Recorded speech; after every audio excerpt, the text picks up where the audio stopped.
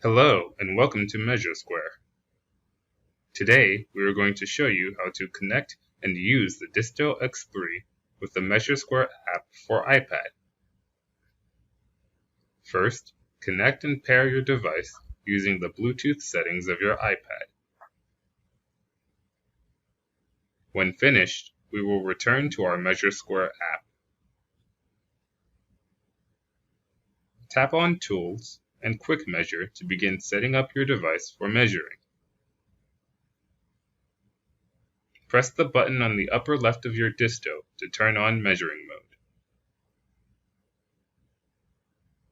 You can find more details on how to connect by tapping on the question mark on the upper right of your iPad screen. The last page shows that you can use the directional buttons to change the direction of your measure. Let's measure a room, where I will demonstrate this. Tap on the red button of your Disto to confirm your measurements. I will tap the plus button to change my measurement to the left. I will then tap the up button to change my measurement upwards. Then I will tap the plus button again.